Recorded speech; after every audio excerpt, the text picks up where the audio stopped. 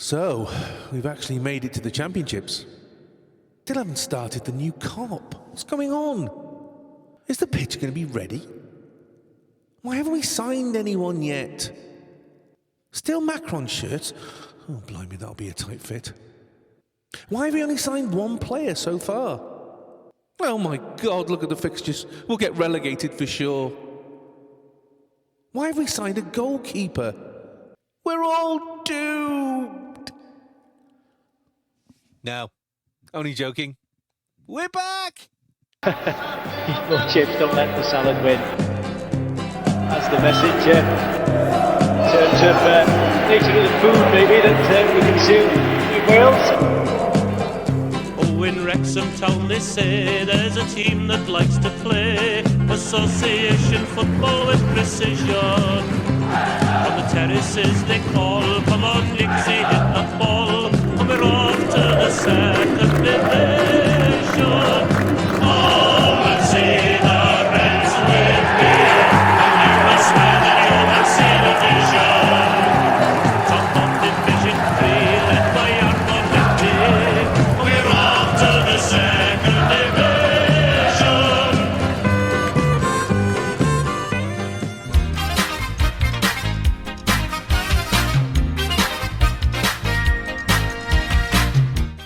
Hello and welcome to the Eat Much's podcast, the official podcast, one of the most recognisable flags in the Welsh football supporters universe. In a week when 4 teams of humanoid robots faced off in fully autonomous 3-on-3 football matches powered entirely by artificial intelligence on a Saturday night in China's capital in what was touted to be a first in China and a preview for the upcoming World Humanoid Robot Games set to take place in Beijing. According to the organisers, a key aspect of the match was that all the participating robots operated fully autonomously using AI-driven strategies without any human intervention or supervision. Equipped with advanced visual sensors, the robots were able to identify the ball and navigate the field with agility. They were also designed to stand up on their own after falling over. However, during the match, several still had to be carried off the field on stretchers by staff, adding to the realism of the experience. In the final match, Tsinghua University's Thu Robotics defeated the China Agricultural University's Mountain Sea team with a score of 5-3 to win the championship. It must have been like watching Queen's Park versus Boris without the punch-ups. Have these people not seen Terminator? It starts with 3 versus 3 and ends up in systematic extermination of the human race. I'll just have to send someone back in time to stop them before it's too late. Now, who can we send back that's totally expendable and doesn't really matter? It's Jamie and Daz! Do I have to do it naked? You do everything else naked. Why not? That's why I'm checking. I've you doing? got 'em, man. I've got 'em. I can't. I can't. For information, that was about take 50 because I couldn't get the words out. And I couldn't say Tsinghua University. You'd think after listening to about 50 takes of it, I'd know what you said, but I still don't know what you said. No, you still haven't got a clue. No, you still don't listen anyway. No, Oh my God. Anyway, we're back from holiday. Welcome both. Holiday? You're back from holiday? Tanned. Yeah, I'm back. Yeah, to be fair, I'm back. This is the thing. You see, Jamie was saying to everybody that Daz was also on holiday, and I know he wasn't. He was working harder. But weren't you, Daz? My apologies, then. I thought you were on holiday. No holidays for me at the moment. No, it was just me who was on holiday. I was the only one who was enjoying. Even when I'm on jollies to London and places like that, it's all work. The fact that I might try and coincide a few beers with some friends whilst I'm there is one thing, but it's all work at the moment, mate. Okay. Well, in that case, then I apologise for bad mouthing you.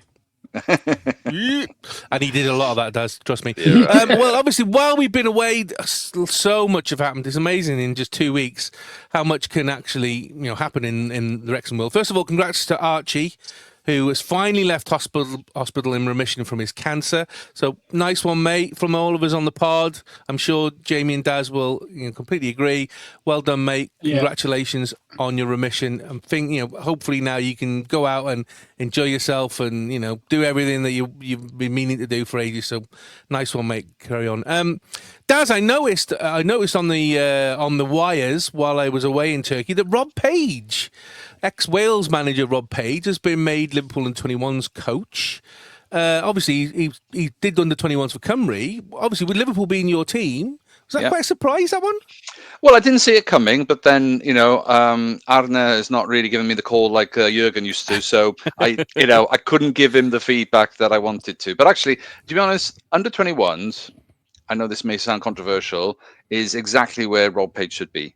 Because if we look at the legacy he brought to the Welsh game in terms of he was Cymru under 17s, under 19s, and then as well as the under 21. So they banded him, so he took over all of that, next generation sort of development. And you can argue that he oversaw a period of time which has actually seen quite a lot of young players come through. And yes, that success in that role allowed him to, was invited then to become an assistant manager to Ryan Giggs, and he only got sort of catapulted into the top job because of the situation with Ryan. So it was kind of an escalation that was beyond his control, but he was never saying no to these opportunities. But if we wanted to sort of look back at his success, his probably is yes, he managed to get us qualified for the World Cup, and we'd already got to the World Cup, but then he got us to another Euro. So he was not bad. It's just that there was frustration in the fan base that he wasn't adaptable, that he wasn't able to sort of change his plans with the players he's got. Whereas I think at under 21s he proved himself to be a really good organizational and structure, and at that age I think that's really what you need. So I can see the Liverpool team going, somebody who's proven to work with the young age groups, somebody who's got international experience and can deal with a range of players from a range of of backgrounds and journeys that they've all been on. And I think it could be quite good. I genuinely didn't see it coming, but I'm not in as much despair as some other Welsh Liverpool fans that I've seen. So because we know doom and gloom. I mean, it's interesting, obviously, because he obviously now be going into the Virtue Trophy. I was just looking up now; he's in Group H, so he's going to be taking on Burton Albion, Chesterfield, and Crewe Alexandra. So that will be a quite a baptism of fire for him, taking the Liverpool under 21s to that group as well, won't it? Yeah, but it's a great squad. It's got a lot of talent. The academy that they've got there is fantastic. They recruit well and arguably poach well. In terms of from the other sort of youth squads and academies and stuff. So it's a good, the club is on the up. It's just won the league. Bought some of the best players. So in terms of aspirations for these young players, they want to play for Liverpool. They want to succeed.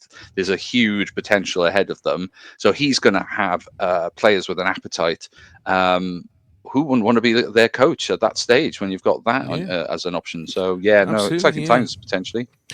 But obviously, with the good news, there also comes some really sad news that we've heard this morning with the sad news of the passing of Diogo Jota in a car accident with his brother. I mean, again, Liverpool's your team. You're very familiar with Diogo Jota. Jamie and I are familiar just through watching Premiership teams. I mean, for me this morning it was a major shock. I mean, how are you feeling on it, Daz? Yeah, it is sad. It's absolutely tragic, and the circumstances doesn't make it doesn't make it any easy. You think like, well, sudden, didn't see it coming, so that of course makes it so traumatic. But when anybody in any walk of life at that age, when life is cut short that way, it's a tragic case. But the story just keeps getting sadder. His long-term relationship with his partner and the mother of his 3 children. They only just got married like about 5 days ago, something like that. So life was good, and I must admit, because of work, and also I'm trying to process it as well. I've not looked at social media. I've not dug deep into it.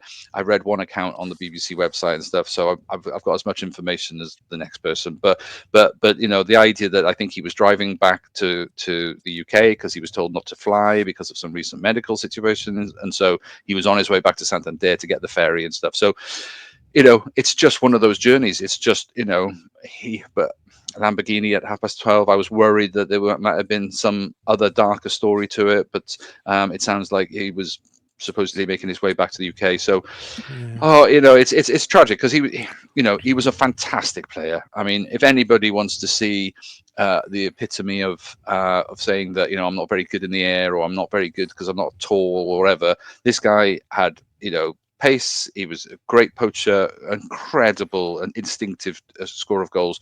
But the fact that he could score so many goals with his head, outjump so many players, it was just a trademark, and he would come through for Liverpool all the time with some crucial late goals as well. I mean, he's at the top of his game as well at the moment. Obviously, winning the championship with Liverpool and then winning the Nations League with Portugal.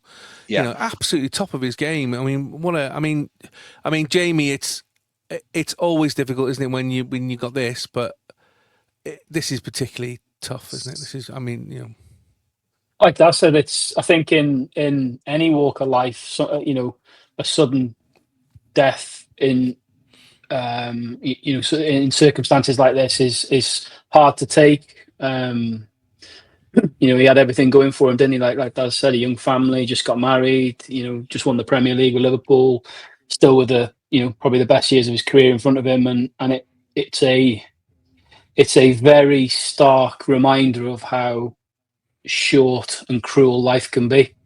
And it puts football in perspective as well for me. Yeah, of course, yeah. Because suddenly, I mean, the Sky were due to release the televised fixtures up until end of September today, but they've cancelled it because they've out of a mark of respect, which I think is absolutely brilliant.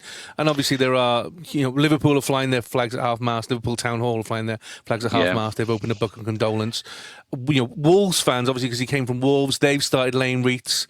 The football, you see the football family all come together, and that's the thing that really touches me personally, is that on something like this, everybody comes together. It doesn't matter what colour scarf you wear, shirt you wear, what team you support, everybody comes together. And I think that's the thing for me that really marks it. Yeah, and I'm sure it's been mentioned elsewhere. I can't imagine I'm original with this, but what I do hope they do at Anfield is retire his shirt. Not because they do that very often. In fact, there's no record of that at Liverpool. I know some clubs have done it. I know Cardiff City have done it for Whittingham, and retiring the number 7. And it's a very American thing to do.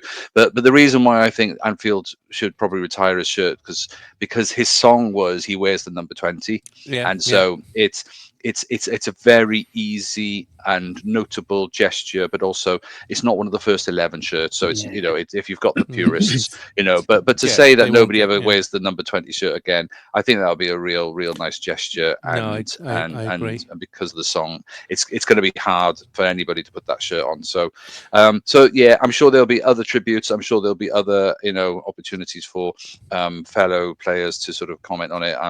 My daughter was saying that the likes of Harry Wilson and others who played with them or are aware of his work, and just they're all posting all of these condolences. Bale has posted something apparently. So he's crossed over the teams he's played and others, and at a time when we're just about to celebrate football for all the other reasons of positive for the women's game and international football.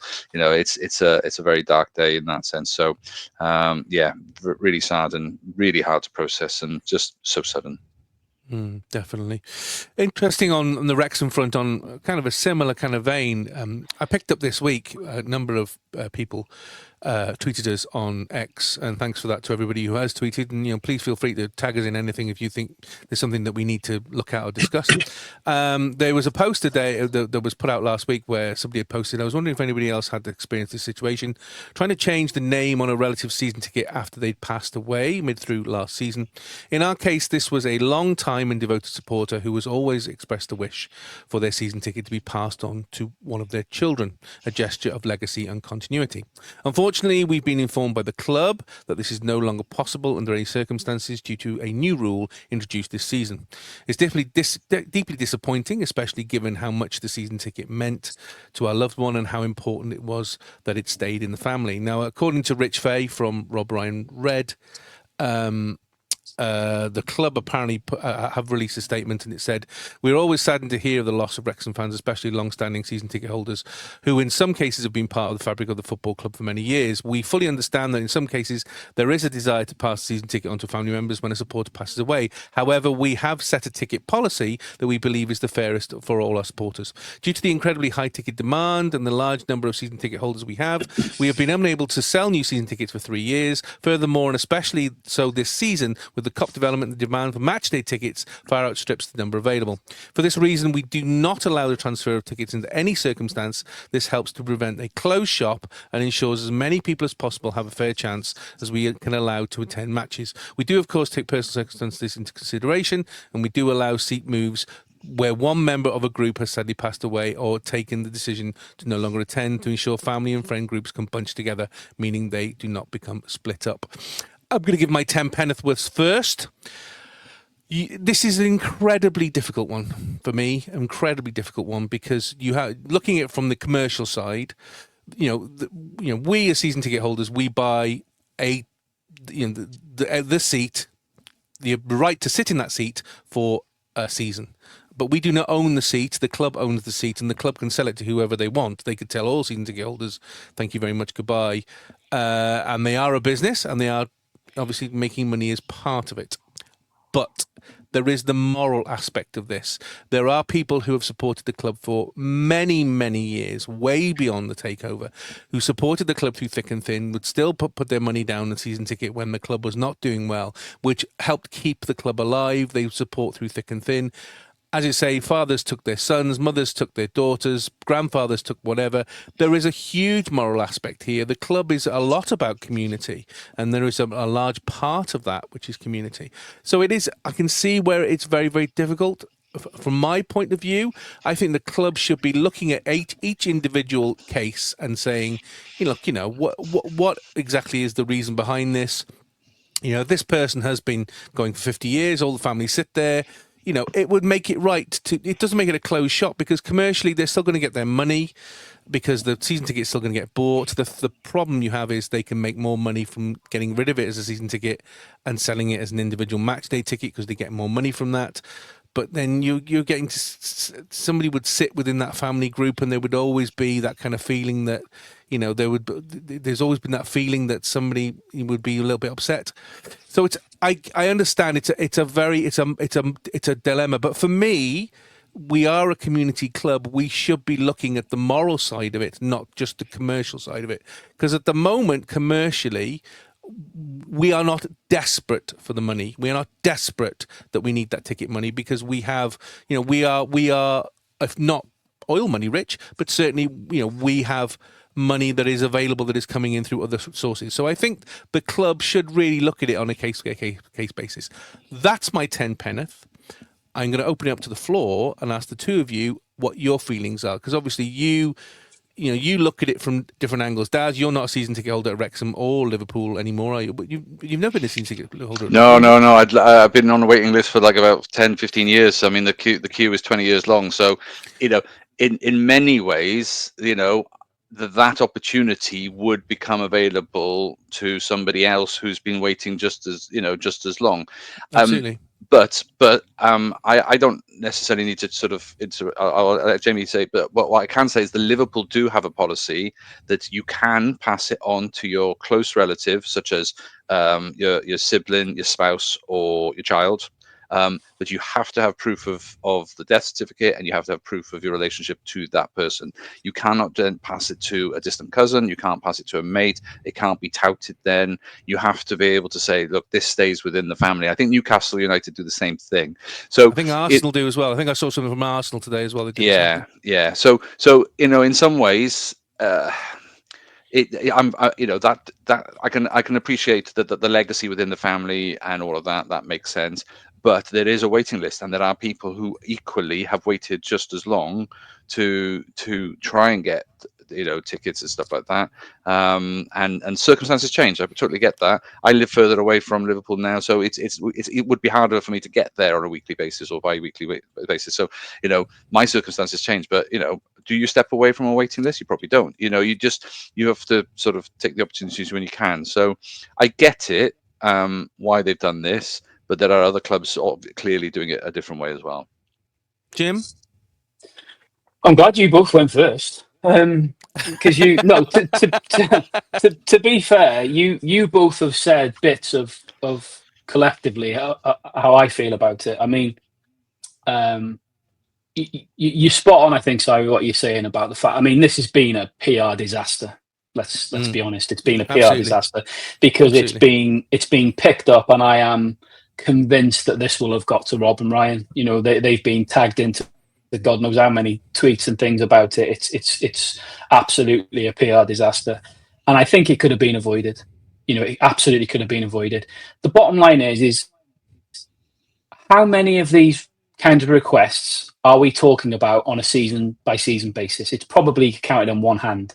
You know, it's not going to be a huge amount. It's not like you're talking about 1,000 tickets a season. It's going to be a very, very small amount. And I think the amount where it's going to be so small, and the more are going to be, sadly, because somebody has passed away. You are spot on. It should be dealt with on a case-by-case basis in those instances. And I think, like Daz has just said, the policies that other clubs seem to have, whereby if you can prove, obviously, the passing of the season ticket holder, and you are a close relative, I think that's important, because I think there has to be some sort of boundaries to it, because otherwise you could end up in a situation where, you know, long lost Uncle Fred, who you'd never see, has it, sort of thing. So I think there does have to be some limitations. But you imagine, you know, put yourself in a scenario where I'm 45. You know, if I had a small child, you know, took my child with me, and we both had season tickets sat together, something happened to me and I died, I would want my child to still be able to go to the football and watch the game and support the club if they enjoy doing that. So this policy wouldn't allow that to happen, because if my 10, 12-year-old, you couldn't expect them to go to the game on their own. They wouldn't be allowed to go to the game on their own. So I'm not allowed to pass my ticket on to my wife or to my brother or whoever it might be, some close relative. It's crazy, and that's just an example of where something should be dealt with on a case by case basis. The whole demand for tickets. You were spot on what you said about the commercial element of this. Yes, from a financial point of view, the club will make more money selling somebody's season ticket seat on a match by match basis than they would selling it as a season ticket. But again, going back to what I said a minute ago, you are talking about such small numbers. It's not going to make a difference financially. It really isn't. The bottom line is, at the minute, we are in a situation where the demand is far out, is a far outweighing the supply. And until that cop's built, and even then we won't know, whether that's sufficient or not. But certainly for this next season, as we've discussed, and as we know, it's going to be a nightmare this season. I'm one of many that are in that same boat, who are going to struggle to get to all the games this season for lack of being able to get a ticket. But there absolutely needs to be some moral and compassionate thought to scenarios. And you're right with what you said. It needs to be dealt with on a case by case basis. It's clearly evident out there that other clubs have a policy in place. Daz has told us the Liverpool one. I've seen the Arsenal one that you're talking about. You have to be careful, because you can go too far the other way. Because there's a recent story I was reading about Manchester United, basically telling a number of season ticket holders who have had their season tickets for a long time, who're sitting behind the dugout, that they can't sit there anymore because they now want to sell those seats for corporate. But and you can go, that is nothing but bad light, because obviously fans are going to go, that's money grabbing, and this is what I'm concerned about, is the club heading too far that way, where it looks like they are just looking at the bottom dollar and not thinking about as individuals. That scenario there is bang out of order, isn't it? And it fits in very much with what Man United seem to have been doing in the last sort of 12 to 18 months, where it's all about the money side of it. This for us falls back into what I was saying before about it being a PR disaster. We've just finished the latest season of Welcome to Wrexham, which highlighted again, as it has done as a running theme throughout all of the seasons, about how much we're a community club. How much the town and the football club are intertwined, and all these personal stories about, take Arthur Massey, for example, as an example. The man had been following Wrexham for 7 decades, 8 decades. Yeah. Do you know what I mean? Yeah. I mean, you can't tell stories like that and then have this kind of policy. I don't think. I think it's a massive own goal from the club. Even if they reverse it, it's the kind of damage is done to a point. This could have absolutely been avoided, because I would imagine you're talking about half a dozen, 10 maximum a season where this is happening. Go to the club. Look, I'm really sorry to say, but my dad or my tide or my whatever, he's passed away. He had a season ticket. He wanted it to stay in the family. Can we transfer it to me? I'm his son, or my grandson, his grandson, or whatever it is. That has been the policy till recently, apparently, because I was reading about people saying, "Oh, 3 years ago this happened, and the club were nothing but helpful and whatever." So there's obviously a change in policy, and we need to remember before we go all gung ho. I noticed today that people are saying, "No, ticket office are the same; they're all the same." This doesn't come from the ticket office, okay? This policy comes from the top. It's not the ticket manager, the head of ticketing. It's not the people who sell the tickets. It's nothing to do with them. They are told what the company policy is, and that comes from the top. It is another good example. It's another good example, though, isn't it, about this communication issue that we've talked about quite a few times. I look. I'll be the first to acknowledge that. How many times we spoke about how fast everything has moved for us as a football club, on and off the field, and we're struggling to keep up. If you go to a lot of other Championship teams, Premier League teams, they'll have departments that will deal with this sort of stuff, and infrastructure that's there to handle. And we haven't got that. We're catching up, and we know that. But basic communication. This is another example, and thankfully there have only been a handful of these. But this is another example where. You look at that statement that Rich Fay put out, like you said. There's been nothing on the official club channels. I'm sure that's an official statement that he's got from somebody at the club, but we don't know. Like you just said there, it's a policy from the top. Well, where are we classing as the top? Mike Williamson? Is it one below him? Is it Rob and Ryan above him? I don't know. It doesn't really matter. Either way, it's a bad look. It's a bad decision. This was completely unavoidable. Made a massive mountain out of a molehill. It makes no real sense to me, if I'm honest. Hopefully they'll do the right thing, and they'll look at the policies that seem to be out there. Certainly amongst a lot of the Premiership clubs. You guys have mentioned a couple already, where exactly like you just said, if you can prove proof of the death, receiving enough of the death certificate, it has to be a relation that's within a certain parameter, and you have to be able to prove your relationship. There you go, and there should be no reason why you can't do that. Massive own goal for me. This one, it's a bit of a shame, really. It's not the sort of thing you want to be talking about, really, is it? I mean, just to try and be balanced, you understand. At the end of the day, the club can do whatever they want with their seats. They can close the doors and not allow anybody in if they wanted to. We have no divine right. No, and you're absolutely right. That is my seat. No, even though the phrase you used at the start, the way you put it at the start, is absolutely spot on. In that, we have to remember that yes, you pay your season ticket price at the start of the season, which guarantees you your seat for the season, but you are just renting that seat for a season. You pay on a season by season basis. You do not own that seat. Yes, you might have sat in it for 60 years, but you do not own that seat. The club own the seat. The club own it, and it's. They have the right to do as they wish with it, I guess. Hence why season ticket prices go up and things like that. But again, the scenario we're talking about here, if this was something completely different, where there were three, the new cop's built and there's loads more available seats, and they turn around and they say, no, we're not going to put any more season tickets on sale because we want to sell all those seats at full match day price because we can make more money out of it. That's, again, bad luck, isn't it? But if they want to do that, they've got the right to do that. It's their choice. So yeah, it's not good PR, really. And unfortunately, because of the spotlight that's on Wrexham these days, anything good we do is amplified, but anything bad we do is also amplified. And yeah, this is massively got out of control. So they need to really try and do something to stem this one. But I do think that the horse has bolted. Don't be afraid to cry now, even when the world comes crashing in. Don't forget to sing when you win. Well, while we're away, Welcome to Wrexham finished with its last 3 episodes, and episodes 6 to 8. So episode 6 was Red Dragons, as Wrexham AFC's promotion chances hang on 9 final matches. The club faces a change on all fronts. Strikers Paul Mullin and Ollie Palmer starting spots come into question, while Sean Harvey finds purpose beyond the boardroom. And there were some quite outspoken, or what fans consider to be outspoken, comments by Paul in that one, which we'll talk about in a second.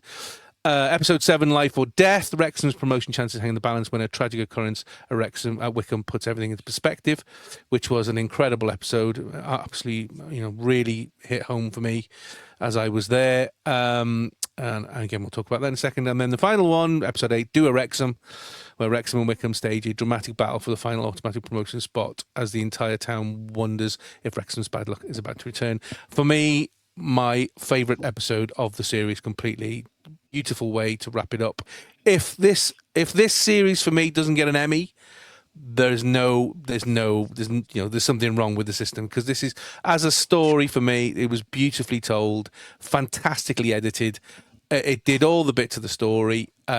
Gentlemen, I know you've probably watched it by now. No, Daz, no. Okay, spoilers. I was waiting for the moment to tell you. Because we're watching it as a family, we've all been doing different things, so everybody's waited. So I don't mind the spoilers. I don't mind the spoilers. I was going to say, do you want to go and get a Guinness then? I was going to say, do you want to go for a pee? No, but no, I appreciate that. No, but we're really enjoying, and I say we're up to 4. No, hang on, which the one where. They were buying players and so it's the first time we're talking about some of the new squad that came in around the December. So I guess 4, maybe January. 5. Yeah, I think you might be on episode 5. Yeah. Arthur had passed away. Yeah.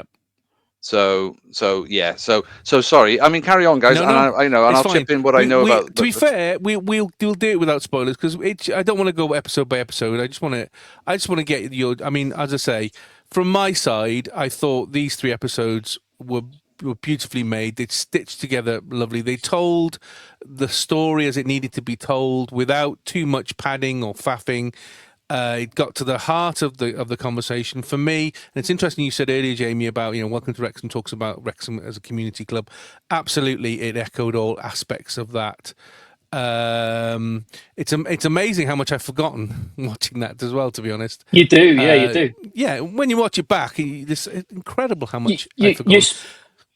You're spot on. The 3 episodes, very much keep in the vein of what we've spoken about with the first few episodes. And I've said my take on this season is what they've done incredibly well is in each episode they've told multiple stories, but you never get lost. It's you know what's going on, and everything is coming to a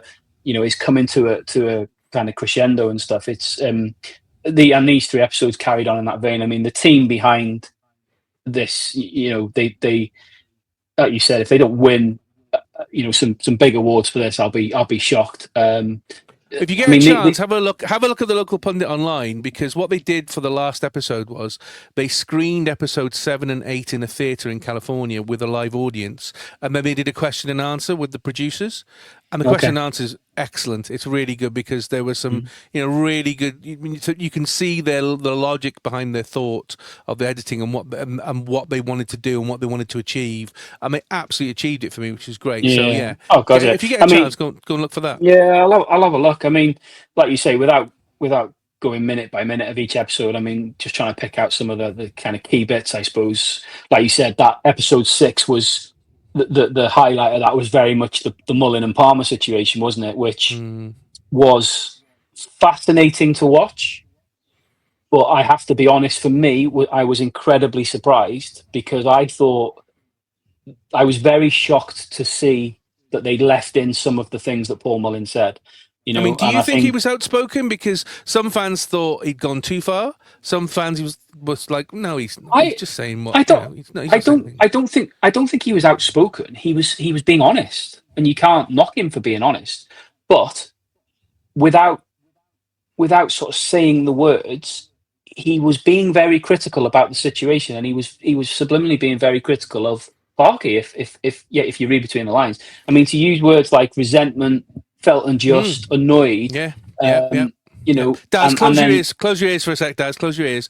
When a player says, "I'm now just going to play for myself," the manager straight away, surely he's going to listen to that and go, "Well, guess what? Well, you're not exactly. playing for my team, then, are you?"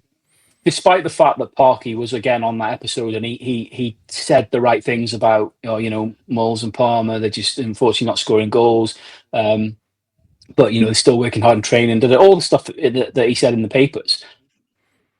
From the type of character he seems to be, from what we know of him, from what we see on TV or interviews or whatever, I think he will have been seething by what was in that episode, because it was quite damning. Like I say, it could have been a whole lot worse. Paul Mullin could have gone in with 2 feet, and if he had done, they probably wouldn't have aired it. But I was shocked. It's fascinating to watch, but I was quite shocked that it was in there. To be honest with you, Palmer was a little bit.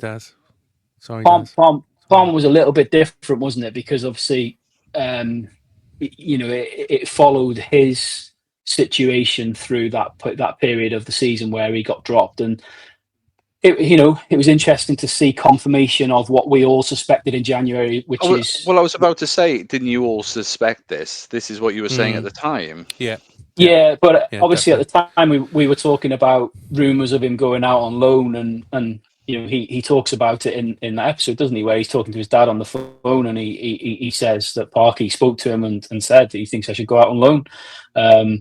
But he certainly, it certainly comes across, or it certainly appears like as if he's got a deep-rooted connection with the football club. I say appears, I'm maybe being a bit cynical there, but that's certainly what he's saying, the right things. But it was good that, it was good, and it was important that they acknowledged the Palmer Mullin situation in the documentary, because they have played such a crucial part in getting Wrexham to this point.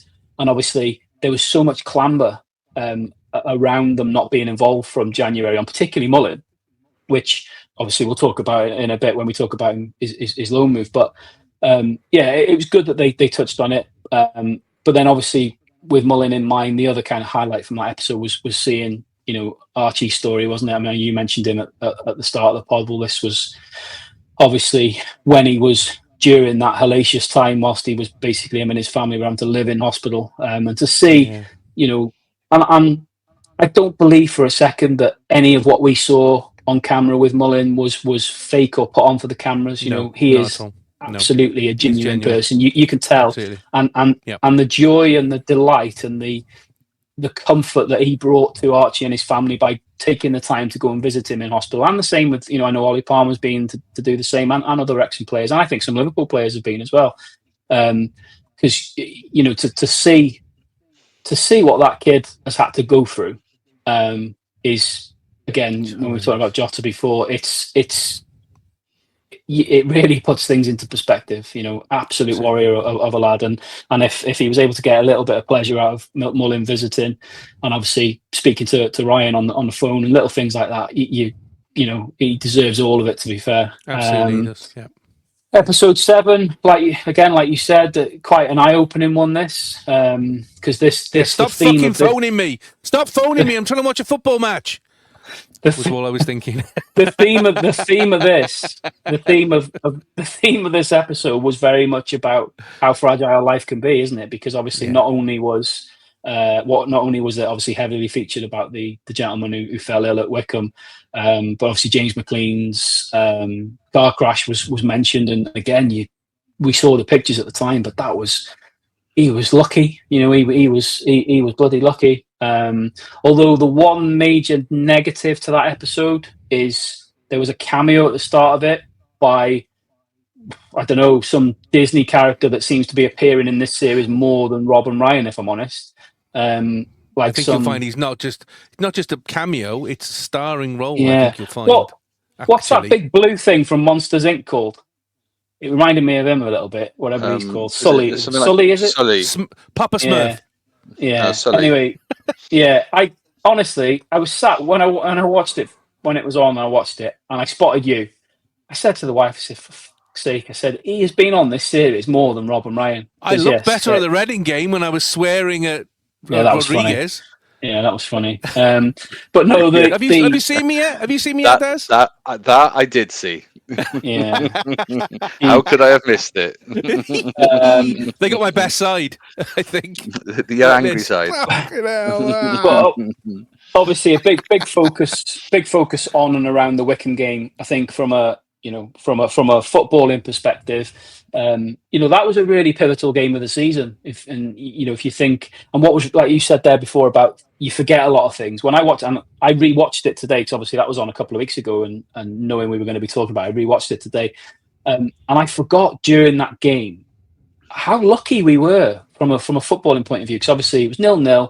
The gentleman falls ill at like 75 minutes with a long delay. We come back out. Well, the first thing that happened after the restart was that they hit the bar from a corner, so we were lucky from that perspective. Sam Smith then goes and scores an absolute worldie. When we're talking about goal of the season and stuff, I think we completely forgot to mention that goal. The technique was like Van Basten-esque. And then literally before the final whistle, Arthur makes an unbelievable save to keep us winning that game. So there was lots from the game from a footballing perspective that I missed and forgot about, but it was such a pivotal game. But obviously it was completely irrelevant to what had gone on, and to the fact that the gentleman was, I should have made a note of his name, but the fact the gentleman was able to be interviewed and be in the documentary, him and his family, the fact that he survived was amazing news. I mean, listening to his daughter's sort of harrowing take on how it transpired from her perspective, obviously living in New York, slightly differently, but I related to it 100%, because obviously, like you said, you were at the game, and as soon as we knew there was something going on in the crowd, I was desperately trying to get hold of you, as I'm sure thousands of other people were. I was bombarded by people messaging me going, "Are you all right? Are you okay? Are you okay?" And the thing is, the cynic in me thought, should I play on this because I'm a joker? Should I go, yeah, I'm okay, but my chest is really hurting me, and Jesus just start doing that? But I thought, no, don't do that, Si, because this is not the appropriate time to be an arsehole. And also to be prepared by that point. And I have to be honest, this was the one thing, and it reminded me about when I watched it back, is when they said, "Oh, we're going to start again in blah blah blah." I actually got quite angry. I went to one of the stewards and I said, "Are they really? They're really going to restart the match? Is it? What's the point? What is the point?" And the steward was like, "Look, it's not down to us. We whatever." I said, "Well, this is ridiculous. Tell them no. Just tell them to abandon the game. This is more." And I got quite angry at the time, and I remember back because again, it comes back to a bit of a theme. I just thought, this match now doesn't matter. It doesn't. I do not care who wins, who loses, what happens, because a guy's life is on the line over there, and people are fighting to keep him with us, and we are worried about starting a game where 22 people kick a round thing around a field, and I'd lost interest by that point and got quite angry. So yeah, it was weird what feelings it stirred up in me. It would have been interesting to have got a bit more of an insight onto how that decision was made. Was it completely something that was in the referee's hands? Did both the managers, sets of players have to have a say in it? Obviously, we don't know. You're right. On the day, I can totally understand why you would have been completely disconnected from it and angered by it. But one way or another, the game would have had to have been either replayed or that period, because eventually it would have had to have happened, wouldn't it? Whether doing it on that day was the right thing to do. Well, you're going to say yes now because the gentleman come through it, survived, and we won the game 1-0 and ended up getting promoted. But I totally get where you're coming from. But yeah, at the time, I didn't think that at all. At the time, I thought, no, I'm sure this was bad taste. It was poor decision. Why the hell are we even considering restarting? We should just abandon the game because it doesn't matter. But there you go. Fair. And then obviously on to episode 8, but which for me was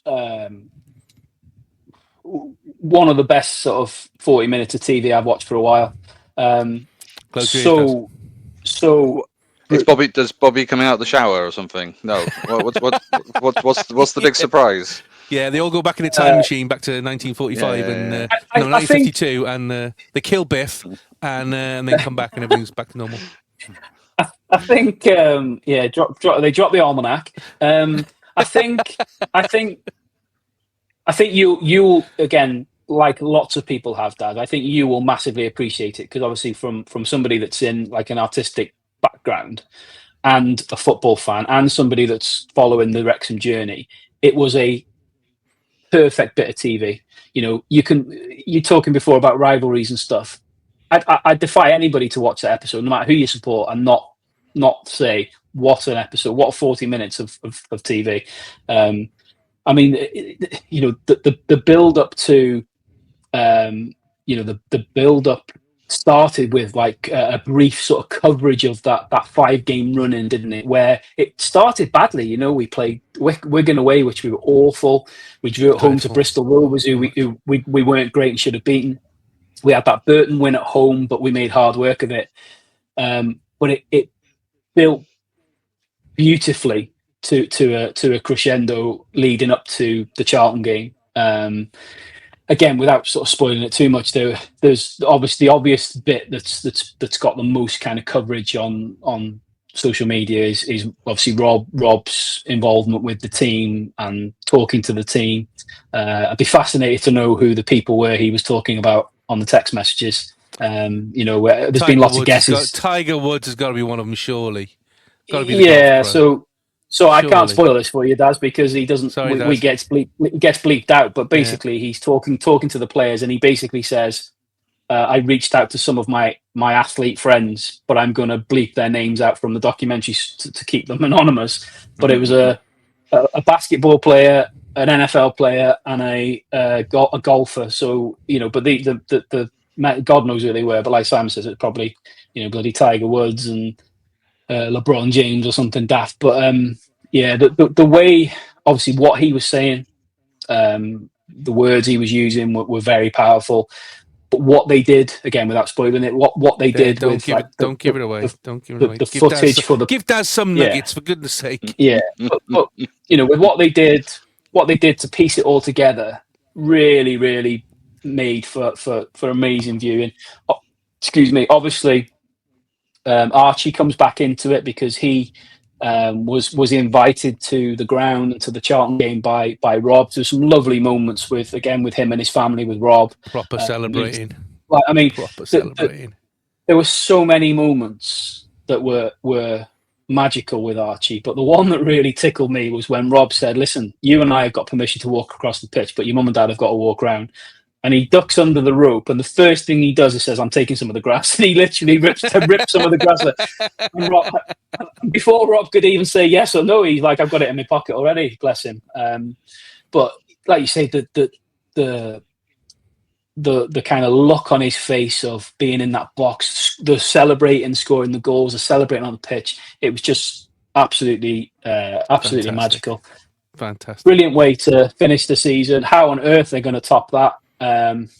You know, the only thing that's going to top that is promotion to the Premiership. Obviously, that's what it'll be. Yeah, promotion to the Premiership. That's what it'll be. Yeah. We'll go, and it'll be a fight to the death between us and Southampton, and we'll beat Middlesbrough the last day and get promoted. I can't imagine a mediocre 18th place finish in the Championship is going to make for great TV viewing, if I'm honest with you. But yeah. Well, sorry, Daz, you're gonna have to come back to us when you've seen it, and we'll get your opinion. But if you've not been listening, it's rubbish. Don't watch it. Crap. Yeah, but don't tell me. Do they get promoted? Shh, no, can't tell you. Okay, okay, sorry. Fine. No point. Can't wait to see.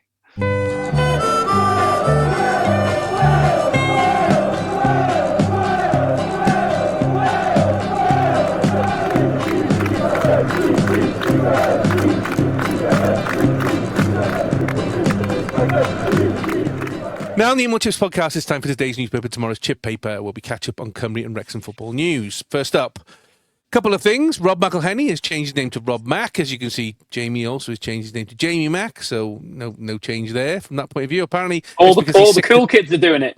Exactly, yeah. Maybe I should change my name to Knob Mac.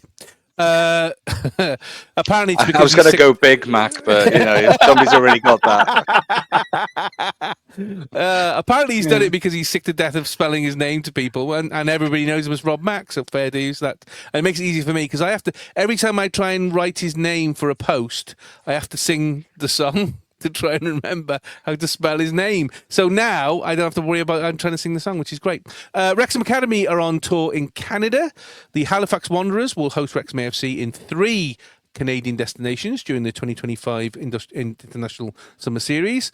So they will play on the 5th of July in the Wanderers ground in downtown Halifax, and then 2 additional matches will be played at Charlottetown on the 9th of July and St. John in New Brunswick on the 12th of July. So any of our Canadian friends, you want to get down and see the under-21s, a very, very good group of lads, very successful. I mean, they've come twice runners-up in the league. I think you're in for a treat. So yeah, go and see that. Obviously, while we were away, we were wondering, are we going to sign anybody? And then the second we down tools to go on holiday, then we signed somebody because we signed Ryan You went Hardie. on holiday. Yeah, all right, I went on holiday, that's fine. We signed Ryan Hardie from Plymouth Argyle on a contract till the end of 2027-28 for an undisclosed fee. He's 28, he started his career at Rangers and has scored 74 goals in 248 games for Plymouth since signing for them in January 2020. Daz, I'm hoping you're going to go to me and say, well, I spoke to Dukes, who's a massive Plymouth fan, and he's told us... He's told me nothing. I messaged him. I got nothing. got nothing. I sometimes Great. think he's such a fan by proxy just because he's got the jumper ones. I've got nothing exclusive other than he's Scottish. I mean, are you surprised we signed a striker first? A Scottish striker? Well, doesn't matter really. No, I don't know. No, I mean, not surprised in some ways because haven't you been complaining about the lack of goals and potency at the front end? And so I just think I have no knowledge of whether or not his contribution and his style, whether or not he'll fit into the existing setup, and but he's he is a tested goal scorer and he's played at the championship level. You're just annoyed because he knocked Liverpool out of the FA Cup last season, aren't you? That's what it is. I mean, I got over that quite quickly. So winning the league can do that to you, so it's fine. You know what I mean? But yeah, there's clearly some talent in that club, and so for him to leave, but for him to leave does. There's an interesting that what is Project Wrexham looking like to a footballer? What is this behemoth of a media machine? Sorry, what did you say? I said, what did you say? What's Wrexham looking like? I said Plymouth 2.0 at this rate. Well, I mean, that's the thing, though. It's quite a bold thing because you don't know who else is coming. You don't know what the ambition is. You don't know what has the ownership said to him at the point of sale, going, look, we've got this ambition, we think you're part of it, you've got this experience of playing at this level, and we want to stabilize. I mean, this is coming back to a point you made earlier about whether it is back to back, is that can you sustain the World Cup, doesn't it? Well, I just think that can you sustain this level of success without obviously improving? And so are we looking at consolidation? Are you looking at aiming for another promotion? Because I know ownership will be looking for another promotion. But with each promotion, as the 1 or 2 episodes I have seen of the documentary highlights, it's costing them exponentially that much more each time. I'd be amazed if they kind of go, well, let's go again, because surely it has to be like almost like a complete rethink of the entire squad by the time you get to that level, and maybe the manager. And I don't know if that's what the club needs at this time. So somebody who's done championship level before helps you stay in that division, compete probably with some ambition and maybe a little bit more ambition than Plymouth, does make some sense. But will he fit in? Will he be able to score the goals that you're looking for? Pass. Next question. Jim, were you surprised? Because I can't quite work out where he's going to play. Because is he going to play directly in a replacement for Sam Smith? Is he going to play as a number 10 and try and do a Jay Rodriguez goal, which is not quite his thing? So going back to was I surprised? No, because we were reportedly interested in him in January, and I'm led to believe that we've got him for quite a reasonable fee at this stage because of something in his contract that if he got relegated, his clause in his contract was a lot less. So the signing makes a lot of sense. Proven goal scorer at championship level, what you would call, from what I've read about him, what you would call a solid championship player, and we need more of them. He from the clip, I can't claim to know an awful lot about him, but from the footage and the clips I've seen of him, I am a little bit interested, like you just said, where we're going to play him, because to me he looks more like a Sam Smith type of player than he does like a Fletcher or a Palmer, and from what we've seen, the way Parky likes to play, he likes to play with the big man, little man scenario. Okay, there was a slight deviation from that last year where it was with Sam Smith and Rodriguez. But I'm fascinated with the Hardie one in the sense of, to me, from what I can see, he looks like he's more of a Sam Smith equivalent than a foil. So if the plan is to play them both together, that'll be interesting. He plays on the shoulder. He's quick, although he's 20. What is he? 29. He is quick. He good in the channels. From what I read and from what I heard about from a lot of Plymouth fans, when he's on it, he is proper on it, and he'll go. He'll go a sequence of games where he'll score 8 or 9 goals. But then, likewise, he can also have quite barren patches. But then most strikers do. Unless you're Erling Haaland at Man City, or but then that's why he's at that level. If the fee of circa 700 grand is what we've paid for him, it's a steal. It's a steal. No issues. I think it's a good solid addition to the squad. That aside, I am a little bit worried at this stage because I thought we would have seen a little bit more than we have, to be honest. I'm really hoping that something is imminent. Well, the door swung the other way, didn't it? Will Boyle went off to Shrewsbury to the tractor drivers. And look, we hate Shrewsbury, we do, right? But I have to applaud that announcement video that they put together, because that was shithousery at its finest.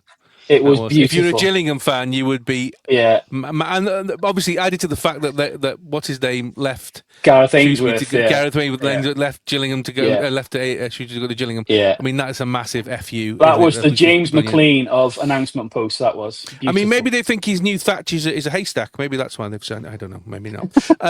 Heard today, Luke McNicholas has gone to Forest Green Rovers. He had a year left on his contract. I mean, to the next signing, which we'll talk about in a second, no surprise really there. He wasn't really getting much game time, didn't seem to really focus in anything.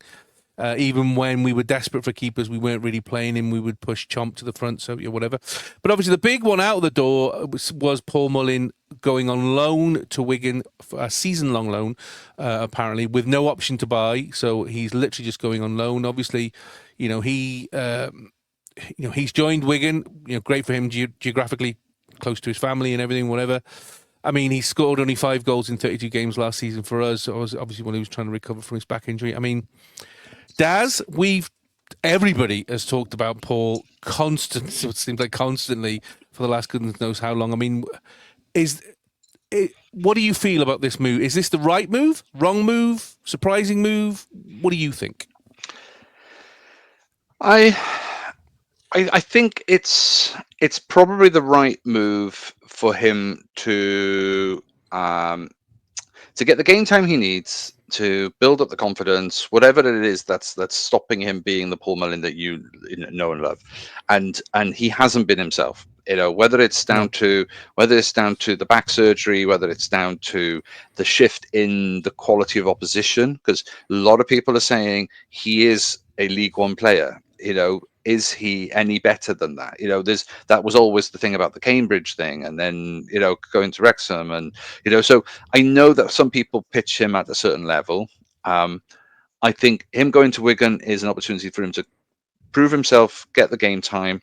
I'm fascinated by the loan by the loan situation. You guys might know. I'm not well read on this, so if there's some logic that's been shared, do share it with me. But I don't understand where are they genuinely looking for him to improve his game so that he can come back and then lift his game up ready for Wrexham? I think it's a money thing. I don't think Wigan could afford to buy him, and I don't think they could afford to pay him the same wages that he's on his contract at Wrexham. He's still got 2 years on his Wrexham contract. Yeah. So I don't think Wigan can afford to pay that. And from what I've read, it's a 50-50 split on his wages. So I mean, the thing is, Wrexham at some point therefore got to cut their losses. He's either going to go on a free in 2 years' time, or then they're going to have to drop his demands next year, or they're going to. Well, I would imagine what they would hope. What they would hope, surely, Daz, is he goes to a League One club. He finds his groove back. He scores 20 goals. He then has a year left on his contract where he now becomes a viable product that they can say, here we go, proven goal scorer at League One, for sale, 12 months on his contract, blah, and they could then get, a going rate for him. That's my theory, anyway. Yeah. No, I get that, but obviously you've got to offset the cost then of half his wages then for a year, so out whatever that profit is. So there's some clearly some maths going on there, but. I guess my challenge to you guys is: have we seen the best of Paul Mullin? Have we seen him peak? He's no spring chicken. Is this move likely to make that difference, or is he now somewhat slightly damaged because of injury, that he'll never quite be the player that you guys know him for? But look, let's say the obvious things first that everybody knows, but let's say it for the saying its sake, right? The guy has cemented himself and his legacy in Wrexham's history for what he's achieved. That will never, ever change, never be taken away. But the bottom line is, there was a lot of clambering around January and Christmas time, and then as the season progressed and we hit that sticky patch, there was a lot of clambering, get Mullin back in the team. Phil Parkinson is played to win football matches and take this club forward and to ultimately get promotions. And he is paid to make those difficult decisions. And sentiment has to be put to one side. No matter how much we all love Paul Mullin, sentiment has to be put to one side. And the bottom line is, him and Palmer were not scoring goals, and therefore a difficult decision needed to be made, which was, we need to change something. And Parky had the balls to make that call. Yeah. Oh, absolutely. Whether we as fans we agree with it or not, it doesn't change how we feel about Paul Mullin. But it's proven it was the right decision. Now, going back to what you said, Daz, you're spot on in the sense of, the fact remains, no matter what Paul Mullin has done for us in the last 4 years when he's been with us in the National League and League Two, the fact remains he is still unproven at League One level. And you can argue all you want about injuries and lack of pre-seasons for 2 seasons and all that jazz. The bottom line is that there was a point last season where, regardless of not having a pre-season, he will have got himself to full fitness. He had opportunities. He was in the team. He had runs in the team. Fact remains and the sad reality is he's still at this moment in time unproven at League One level, and that's the reality. And we are now a Championship club, so all the talk of give him a pre-season and give him a place in the squad, I can understand why that's quite a risky thing to do. I think you again can't afford to be sentimental. So for me, as sad as it's been seeing him in a blue and white kit of Wigan and seeing him being interviewed. And my gut feeling is we won't see him again, no matter how well he does at Wigan. I don't think we'll see him in a Wrexham shirt again. It is a good move all round for me because, like you said before, it's still local to him. He's not got to travel a lot. He's not got to move his family, which we all know is important to him, hence why he came to us in the first place. He gets to go and play in a big stadium for a good football club in League One still, so he gets that chance to prove himself at League One. You would assume he is going to be, the main man. And if financially the club are happy with the deal that's been done, I'm sure they would have preferred somebody to come along and say, "Oh, here you go, we'll give you £2 million to buy Paul Mullin," but that was never going to happen. So if financially the club are happy with the deal that's been put together, for me, it's win-win all round. So hopefully for him, purely for him, and for no other reason, I'm not in this camp of I hope he goes to Wigan, bangs a load of goals in, and then he comes back to us in January. No, For him, you have to think about the player, don't you? You have to think about Paul as a human being. He's not been going through a fun time. You can see that. No. You can see from every interaction he's had, every time he's left out of a squad, every time he's, when he was in the crowd at Wigan, we could see him, and he looked uncomfortable, and he looked like he wanted to be on the pitch, trying to win games for the club. As an individual, this has got to be good for him, hasn't it? Surely that is above Wrexham's desires and Parky's desires. 100%. Surely that's the most important thing. That is the most important thing. And that it is 100%. And this is what I say above all else, regardless of any benefit to Wrexham, for him and him alone, I hope he goes to Wigan and smashes goals in. What that then means to him long term, whether that's future at Wrexham or somewhere else, for him personally, and like you say, for his mental health, and you could see how much he struggled in interviewing in a documentary and stuff like that. I really hope it works out for him. But you've got to put sentiment to one side. Some of the stuff that I've read in the last, or since it was announced he was leaving, it was absolutely unbelievable. Wow. And the bottom line is you and I both know that if Parky would have stayed sentimental, left him in the team, and he would have continued not to score goals, you and I both know that people would have been on his back. So absolutely, and on Parky's back, they would have been on Parky's back saying, "Why are you playing somebody who can't score goals?" Yeah. So with fans you can't win. I mean, moving on, the big one for us, all three of us, Daz, was the.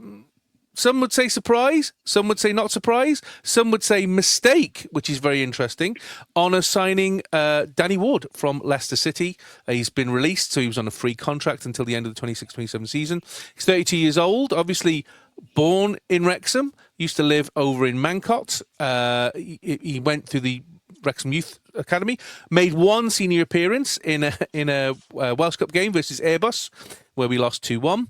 And then he was snapped up by Liverpool. Obviously, went to Liverpool and then went to Leicester, where he did all his amazing things. Plus, of course, 44 caps for Wales as well.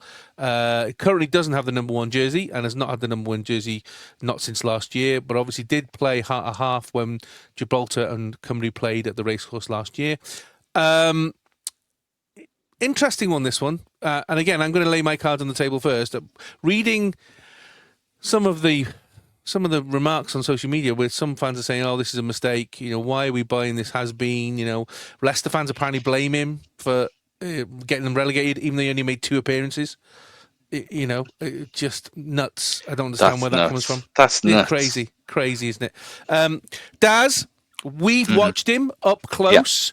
Yeah. He made that big difference at Euro 2016, of course, when Wayne Hennessy had his back spasms and he came on. He came on for the very first game. He went to the World Cup. He is a superb goalkeeper. We have got him on a free transfer. Don't know what his wages are. I would imagine they're fairly substantial, but every wage, I think, in the Championship is fairly substantial. He brings a wealth of experience to the Goalkeepers Union in Wrexham, so he can be alongside Arthur and Callum. He's 33, so physically he can still do the high impact match, Tuesday, Saturday, Thursday, Saturday, whatever, that comes with the Championship. Why do you think Wrexham fans, or some Wrexham fans, are so anti-Danny Ward? Okay, I have no idea why they are anti him. The only negative in this is potential. This whole equation is whatever his wages are. Whether or not you could do with that money somewhere else. That would be the only reason why I could see it, because you absolutely got a bargain. So let's put it into context. He was Liverpool's second goalkeeper, and he was a brilliant number 2 for a long time. A long time. He was with the club for something like 6 years, and he had a few appearances, but he was a brilliant number 2, and he wanted game time. So the club, I think they got 10 million for him from Leicester or something like that, if my memory serves me right, because Leicester thought they were going to lose Kasper Schmeichel, and they needed somebody of quality. So at that point, Leicester rated him. Kasper didn't go that year. Danny Ward becomes the number 2 for another club, and probably was the highest transfer for a number 2 goalkeeper that probably had been for a while. But he's played at the highest level with top players in top training environments. And like you said, his record for Cymru is incredible. He's been an absolute stalwart for us when we needed him. And only 32, which means he's still got like another. I mean, in the goalkeepers union, I'm sure they reckon there's another 15 years on that, isn't there? Something like that. But the idea that you're getting him for a free, and he's still good. I mean, he was still playing for Cymru, year before that. In fact, he played last year. Yeah, he was in the Gibraltar game. He was in. I mean, obviously didn't do anything. I don't think he touched the ball in the Gibraltar game. No, it wasn't. No, but, he is a top class, proven goalkeeper. Correct? Yeah. Oh, absolutely. I think he is genuinely. You've asked me this about a choice of him against Hennessy, or back in the day, but now does he have a place in the Welsh squad? No, I mean, you've got a proven goalkeeper. But what is fascinating is that there's as the Wrexham young, as a Wrexham born and bred, you don't get players this good with that pedigree of Wrexham affiliation that often. No. And I can only assume that they've tapped into, come on, mate, we're something exciting at the moment, and you could be part of this, and wouldn't that be great because it's your boyhood club? And that, I can only imagine for him, that's really appealing, because he could be a bench warmer at Leicester for longer now. I'm surprised. I'm not surprised he's moved or left Leicester. I'm surprised that he's left Leicester for Wrexham, because I thought there'd be other clubs, even Premiership clubs, that would have been interested in bringing him in, even again as a number 2. Now, if he's thinking, I'm fed up of being a number 2, and whilst I've still got the chance of being a number 1 somewhere, then a Championship side would be the way to do it. But he was already at a Championship side, because Leicester, unfortunately, have been relegated, and therefore that's where he is. But he's still a number 2. So, it's now, this sideways shift is probably the only moment you would have got him in this way. And the fact that he is a quality player from Wrexham, you can just push the buttons enough to be able to come and play for your hometown and help be part of this amazing story. In the way that you've got a history of bringing back goalkeepers who have had some early appearances during their careers, and then making a difference. There's an affiliation that I think obviously Wrexham obviously has a special place in the hearts of these players. Well, he came to the Notts County game and watched Foz do that save. So and he's been on the terraces before to watch Wrexham games. He's admitted that. Yeah, so, but Ben Foster's a perfect example. It's still there. It's in the background, isn't it? But Ben Foster, like I said, is that perfect example of people respect Wrexham for what they gave them in their early days. People if the club's taking a chance on you, you want to repay. He's probably been earning quite comfortably for quite some time, and so he's not going to be short of a bob or two. So why not make this something a bit more fulfilling and meaningful in the final years? Because, joking aside, I mean, he's easily got 6 years in him. I would have thought a top athlete. Well, Chomp was 38, wasn't he? Chomp was 38 when he moved on. So exactly. So that would be the going average age at that point. And he's a fit athlete. He's rarely. He's had a couple of injuries, just a couple, but nowhere near what you can name a lot of other goalkeepers and other players who have had way worse sort of medical records. But actually, his has been pretty decent. And when we've needed him for Cymru, at least I can absolutely categorically say he has been brilliant for us on many occasions. He is a class act. So totally. But I am fascinated about where does he sit then in the pegging order of your now 2 goalkeepers. Jamie, the floor is yours. Well, Yes. to be fair, this some of the stuff that I read when this was announced, and in the couple of days since, proper boiled my piss. I'll be honest. It really did. So, Me too. if I said to you two, what's your annual salary, guys? It's none of my fucking business. That's what you'd say to me, because it isn't. What he's earning is none of my business, your business, or anybody else's business. It's the business between the employer and the employee. I'm not paying his wages. The club are paying his wages. Now, whatever deal they've agreed is for them to work out. That's no concern of mine.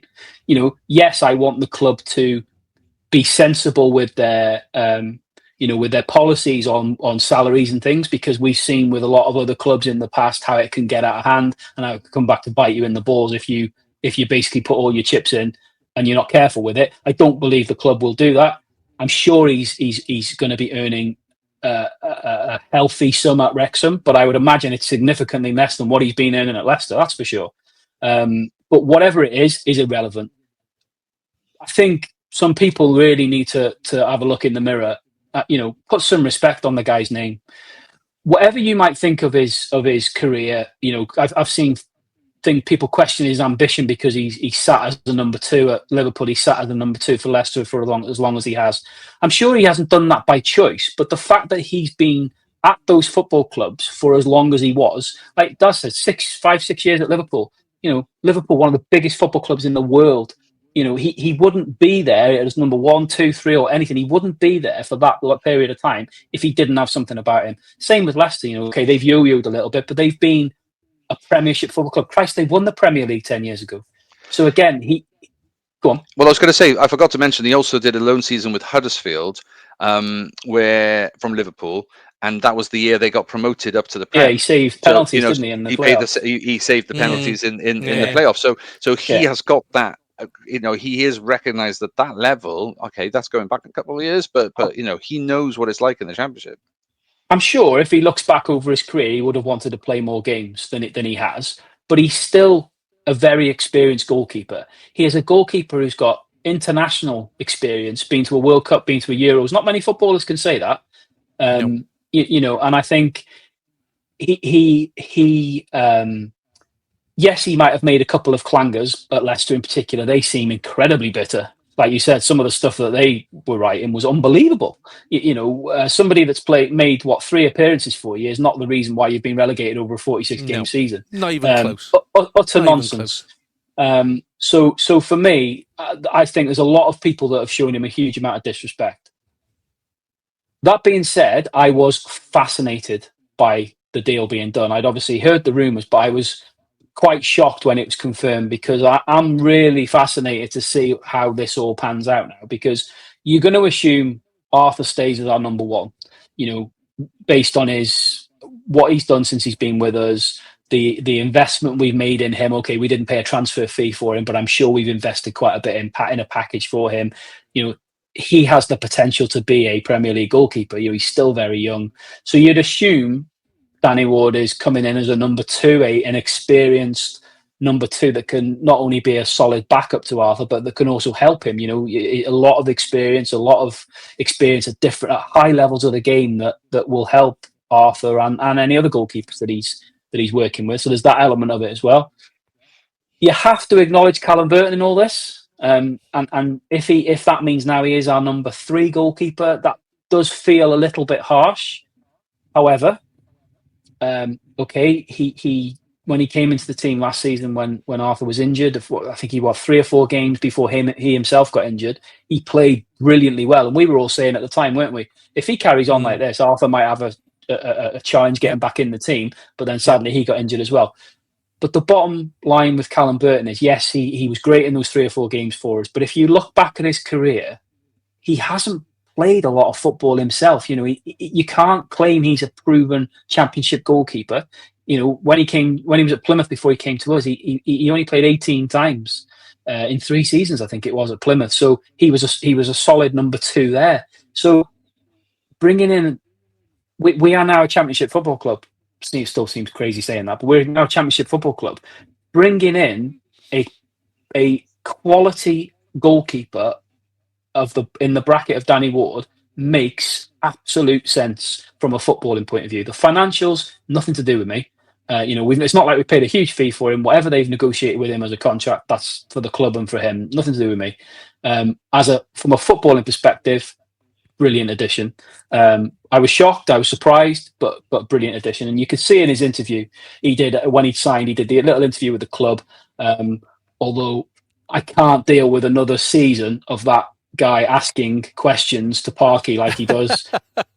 he asked Danny Ward the same question 6 times, but in about 3 different ways. Yeah, but you could see in that interview how much it means to him to be back at Wrexham. Like you said, local lad. Okay, he only played once previously, but I don't understand where all the... I don't know if you saw as well, he picked a brilliant... Because they asked him, what's your ultimate Wrexham five-a-side?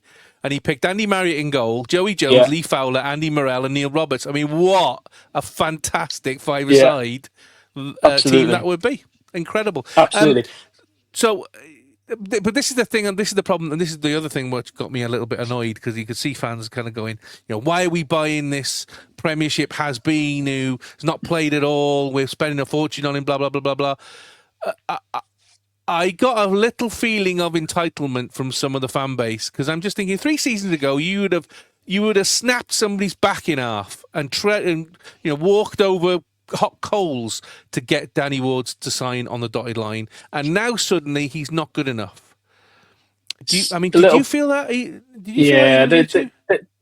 There is a little bit of an air of entitlement in certain instances. I think some of it might be a little bit of fear because that's the camp I'm in at the minute. When I'm sitting here, it's Thursday. We'll talk about that in a second. We'll talk about that in a second. I'm sitting here seeing that Birmingham have just re-signed Damari Gray on a 3-year contract, and on top of what's the lad from Wolves, Doyle, that they've signed on a season-long loan, and lots of other clubs around us seem to be making the and absolutely. I'm a bit worried. But like you say, a little the air, like there's a bit of an air of entitlement. 12 months ago, I think nobody would have been battered. Nobody would have been anything other than ecstatic if we'd have signed Danny Ward. I don't understand why there's so much negativity 12 months later in the Championship. If you look at our goalkeeper department now as a 3, that's stacked. Solid. That is a solid goalkeeper. I mean, does this help? Do you think this will help Danny Ward's international shirt as well? Because I know obviously he's fighting for that at the moment. Yeah, no, I probably think no disrespect to Wrexham, but because obviously I've said this before, I didn't think Paul Mullin or any of those kind of players should be considered for international when you're down in League 2 or League 1. Now it's Championship. Okay, that is about the level of where international players, I think, for Cymru should be coming from the Prem. Major divisions around Europe or the world, whatever, including Mexico at the moment, and the fact that if you're playing at the Championship, so he's still in that league that you would consider them eligible.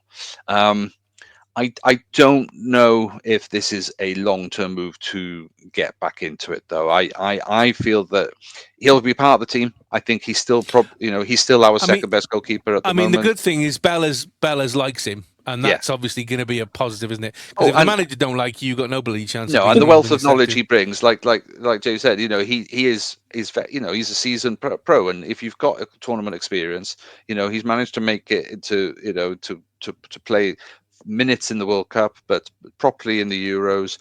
He's got experience that you would value. So he definitely wanted to in the camp.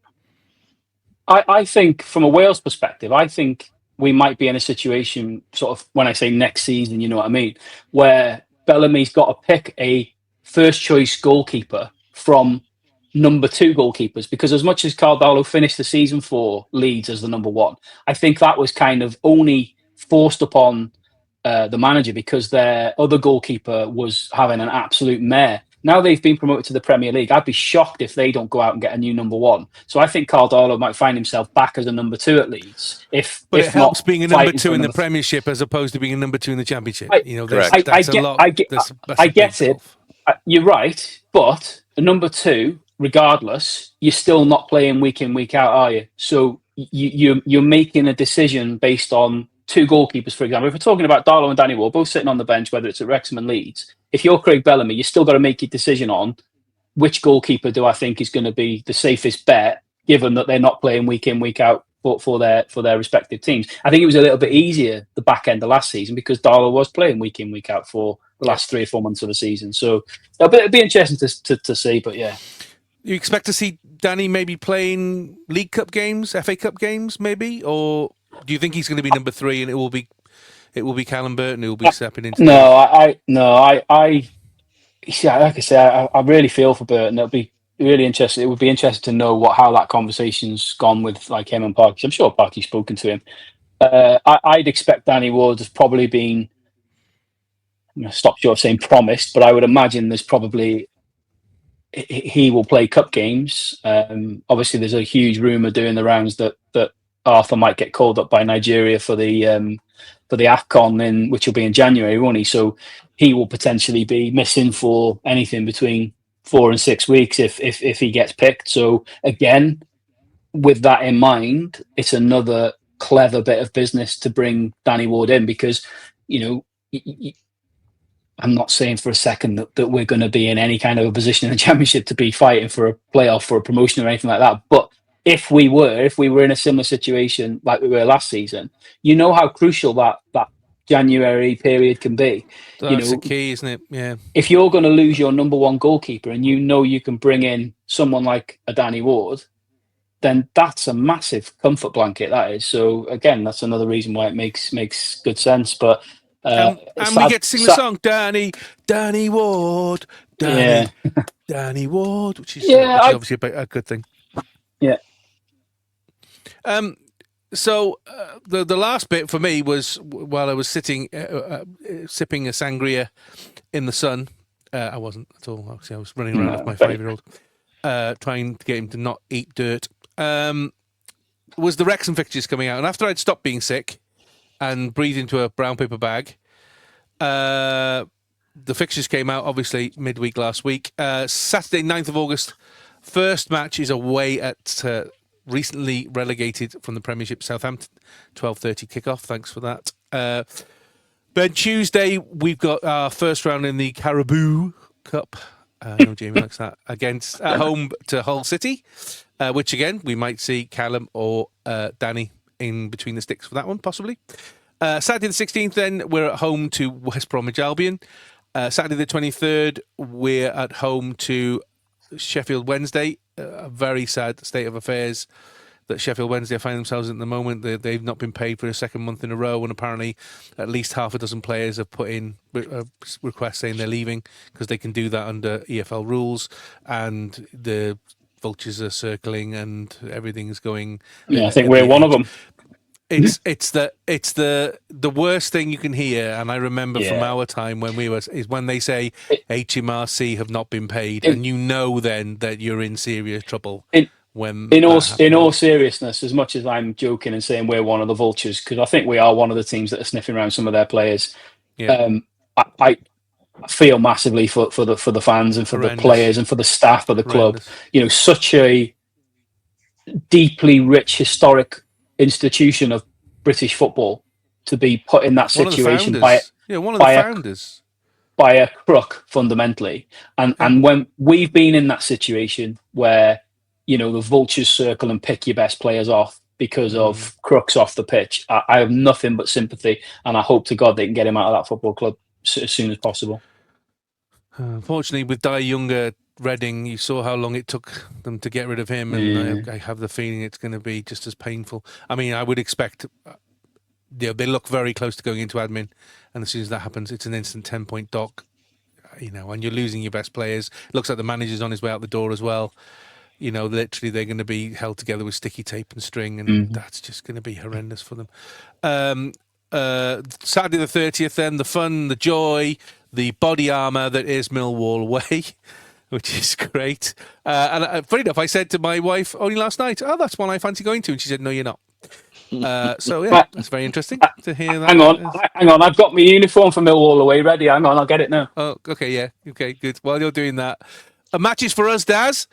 Swansea away on Saturday the 20th, so a nice pre-Christmas jaunt for the pair of us, and then you and me on a romantic journey to Bristol City away on Valentine's Day, February the 14th. So that'll be quite nice. I'll pencil that in. I'm ready for Millwall away. You honestly think that's going to protect you? Yeah, good luck with that. Yeah, so I've got the baking tray in here as well. Boxing Day, we've got reunited with Sheffield United at home from the time we played them in the FA Cup. Hopefully this time we'll manage to hang on and win on that one. New Year's Day, Blackburn Rovers away. Jamie, we have got to go to that. We've got to go to a New Year's Day away of that. Easter is Good Friday, West Brom away, and then Easter Monday, Southampton at home. And the last game will be on Saturday, May the 2nd, Middlesbrough at home. Win that and we get promoted to the Premiership, probably, the way things are going at the moment. Obviously, there is Sky that has something to do with it. They were supposed to announce today anything up to the end of September, and there are rumours, apparently, that they've already asked to move the West Brom game on Saturday the 16th to a 12:30 kickoff, so they want to cover that. So it's highly possible. I think they'll probably release those tomorrow. And then by the 31st of July, they will then give us all their changes up to the third round of the FA Cup, which is the beginning of July 2026. And then by the 7th of November, they'll then give us the rest up to the last few weeks of the season. And then it's a week-by-week basis. And good luck if you're booking hotels or flights or you won't come and see them, because literally you have to dodge around that. Daz, let's ask you first as the neutral to all this. The names I mentioned there, which made my brain go... Southampton, Hull, West Brom, Sheffield Wednesday, Millwall, Sheffield United, Blackburn Rovers, and West Brom and Southampton again. How big a thing is this for Wrexham, do you think? How big? I mean, obviously, this is the highest division you guys have been in, isn't it? So it's exciting. I mean, it's interesting that your first tie is against one of the relegated Premier League teams. Yeah. So they've got a point to prove that they're desperate to sort of make up for that sort of disappointing season. Would it make you think, do you know what? I'd want to go and watch Wrexham more because I get to see these other teams as well. Because don't get me wrong, I'm sure Port Vale is lovely. But wouldn't necessarily float your boat thinking, I'm going to go out of my way to go and watch Wrexham versus Port Vale. What, and Wickham? Oh, well, I mean, there are plenty. There are plenty of places that I could you probably... snore. Well, I should have gone Grimsby, shouldn't I? That was the obvious one. That was the one. But to go to St Mary's for the first game of the season. I mean, I've booked my train ticket. And to the Liverpool Academy? You mean? The Liverpool Academy. Yeah, there was a period of time where we were literally buying 2 players a year from Southampton. So when myself and my son went to look at universities for him, he said, "Shall we go past Liverpool Academy?" And I was thinking, oh, that's a good point. We should, shouldn't we? See who's coming next year. No, it's quieting down a bit now, but no, it's Southampton, great one. I think obviously Hull and West Brom, they've all got legacy, and history, and I think you're still the interesting games though are still going to be Birmingham. I still think the Hollywood banner that goes with that one is going to still carry on. I think there's but every one of those teams near enough, apart from maybe Oxford or something like, I've got some sort of Premier League pedigree in recent years. So it's a tall order. So it's quite the roll call to be amongst, and it just highlights how ridiculous that this ascension through the leagues has been for Wrexham. But it's nothing that you haven't deserved. You've won the games. You don't win a league or you come promoted through a league without earning the results. I think we do know though that Wrexham kind of rode their luck with a few 1-0s here and there, and and so there's not going to be the opportunity to do that so easily this time. And but that's why we're talking about new players. Do you fancy Swansea away then? Oh, absolutely! I love going there, and again, I'll drag you to Bristol again, and for that fantastic time we had last time. Oh, absolutely! But Ashton Gate's a much better club. I used to drive past that every day as I worked there for a year, and so I know that part of town very nicely. So very different to the Rovers end. So definitely up for a few visits there. So count me Good. in. Well, I'll put that on the list then. Jamie, I looked at it. And I literally did feel sick. And I looked and I went, the start for me is horrendous. Because I was hoping we would ease into it with, maybe we'll get Charlton. Maybe we'll get Oxford. Maybe we'll get, Watford. There's a bit of excitement. But none of the really big boys and girls. Because then we can ease into it. But no, we hit Southampton. And then Hull. And then West Brom. And then, Sheffield Wednesday, Millwall. What did you think when you read the list?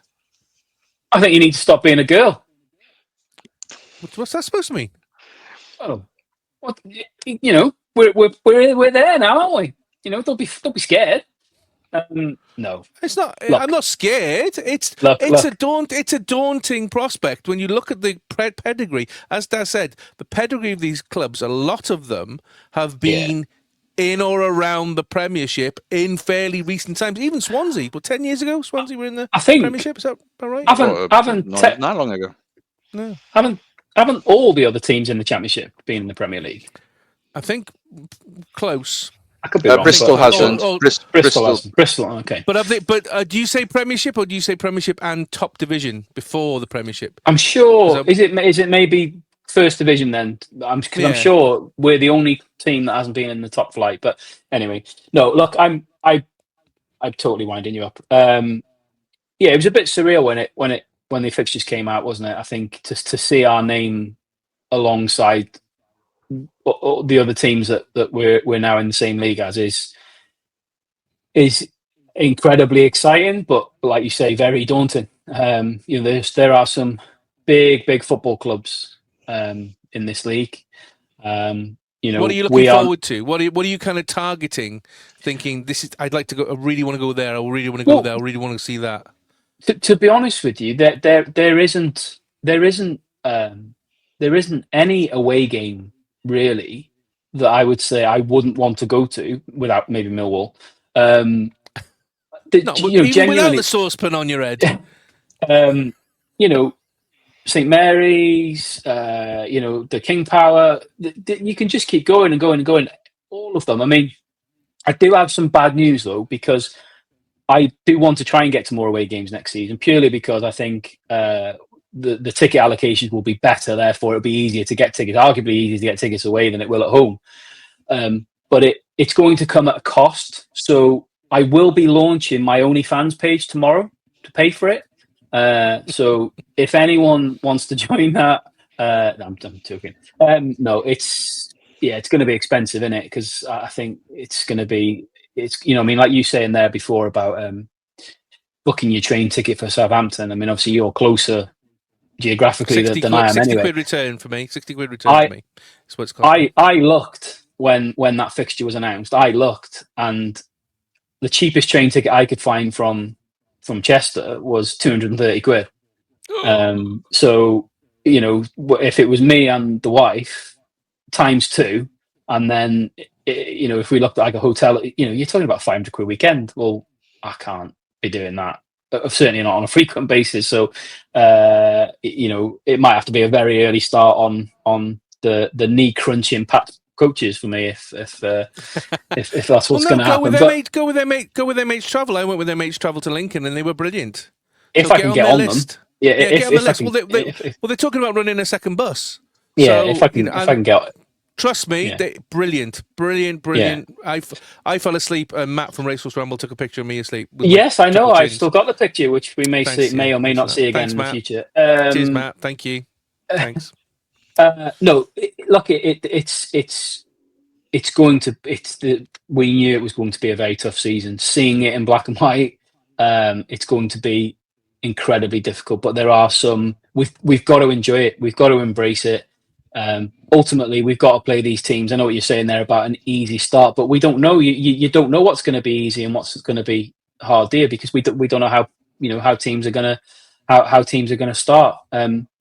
Ultimately, we've got to play. I just don't want us to go to Southampton and get battered, because that's not the start that I want. No, if we lose 1-0 or 2-0 or 2-1 or 3-1, I'd be happy. But I don't want a 6-0, because that is just a bad way to start. So. I agree 100%. But ultimately, just because Southampton have been relegated from the Premier League doesn't automatically mean they're going to steamroll us or the league, for that matter. Yes, I know they're going to have obviously huge parachute payments. In theory, they should have, a squad, whether that's a squad they're bringing down with them and or adding to it. You would think they're going to have an incredible team out there. They've obviously got a new manager in that Will Still, who I don't know if you've ever listened to him, but he is fascinating to listen to from a tactical point of view.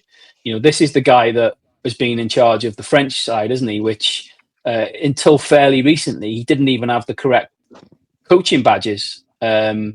But if you listen to when he speaks, I mean, he did a couple of pieces on Sky Sports last year. If you listen to him talk tactically about the game and the way he breaks down the game, he knows his onions. I'll give him that.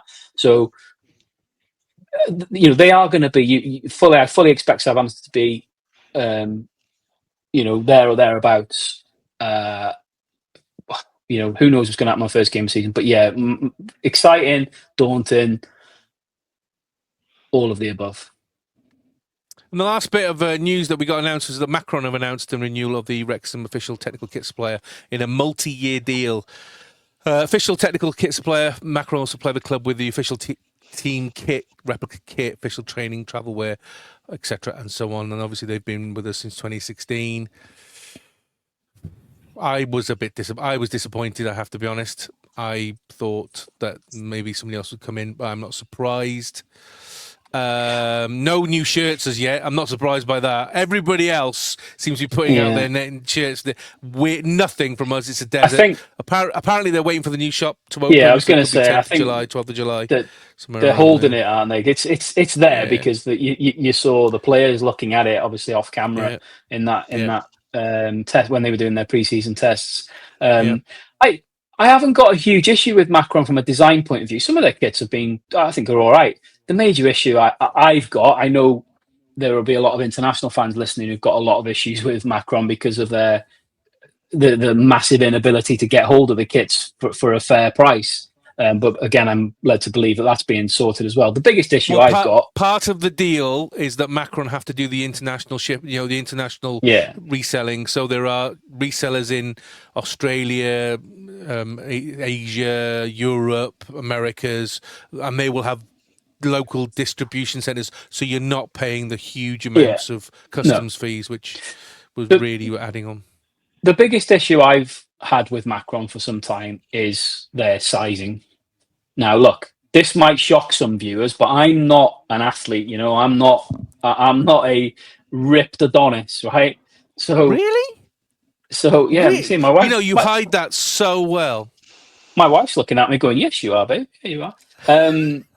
I just use a wide-angle lens, so I just make it so it just changes it a little bit. Yeah, but their sizing is unbelievably bad, because it's not even a case of okay, I can live with the fact that typically if I just go and buy a off-the-shelf T-shirt, it might be an XL or something. Yes, okay, it fluctuates a little bit between brands and stuff like that, but generally you buy XL, it's what you wear.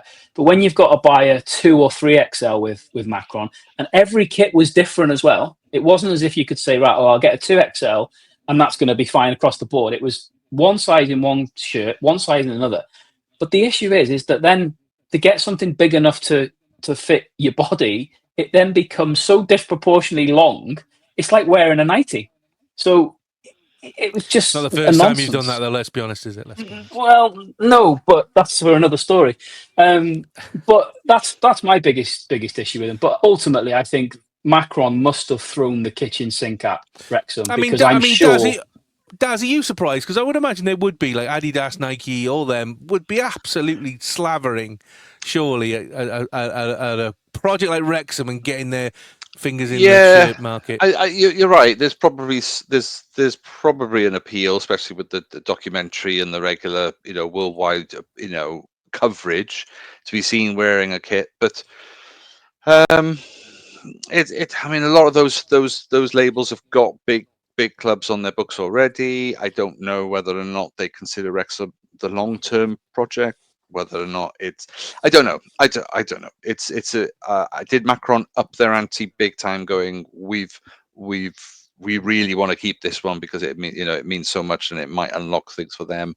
They might have made an offer that they couldn't refuse. So who knows? The video was cool, though. I'll give them that. The announcement video was cool. They put together. It was. That was very good. Yeah, no, it was very, very. I mean, a little bit stereotypy, but they didn't have any miners in there. They didn't have many sheep in there, and there were no choirs that I could see. So good they didn't go on the whole hog. I'm not going to watch it now then. Hog of stereotypes, which is great. And also, obviously, as part of that, United announced they are going to be primary match shirt sponsors for another year.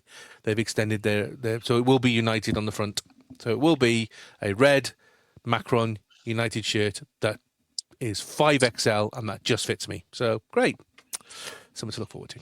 Come and see the Reds with me, and you will swear that you have seen a vision. We don't just hold it feel when they beat the life and feel. We're off to the second division.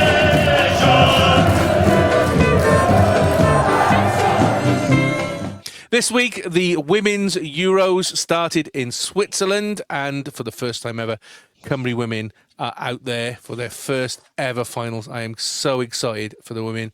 It must be absolutely brilliant. I mean, looking at all the social media that's coming out, that have been coming out the last couple of weeks, the camp they've got has been totally Welshified. They've been doing all the tours. The bucket hats have been plentiful. They look like they're having a whale of a time. I watched the first couple of matches last night, which was Iceland versus Finland. And Finland, thank you. And Norway versus Switzerland, where the hosts lost 2-1. Well, Spain have just beaten Portugal 5-0 as we speak. Whoa! They were 3-0 like half time or something. Yeah. They're going to win it. They're absolutely going to win it without a shadow of a doubt. I mean, I think they're odds-on favourites. Cymru, yes, mate. Oh well, I was going to say I think Spain are going to do very well, but of course Portugal. I'm surprised the game went ahead under the circumstances of the news. So I don't know what impact that had. But also Portugal are not the same. They're not the same team as the men equivalents in terms. So they weren't expected to do well, but Spain are on fire. You're absolutely right. Absolutely. I mean, 5-0 is fairly substantial. Yeah.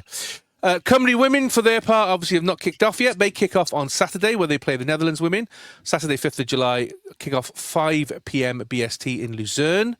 And the Netherlands are ranked 11 in the world. And the last time Cymru played the Netherlands women's football was in 2008 Euro qualifying, where the Netherlands won 1-0. And then on Tuesday, the 8th of July, 8 p.m. BST in St. Gallen, which is a beautiful pie. I've been to St. Gallen when I lived in Switzerland. It's gorgeous little town. They play France women. France are ranked 10th in the world. Last time Cymru and France met was 2022 World Cup qualifying. France won 2-1. Cymru women have been said that they're in the group of death because obviously the third team, which we've not mentioned because we don't mention them until next week, is England. And we know how fairly hot and cold they have been, but they are reigning champions. So to have those three teams in that group, with Wales not having beaten anybody from the top 20 so far. I mean, Daz, what kind of thing? I mean, first of all, you and I have been to a Euros 2016, which was incredible.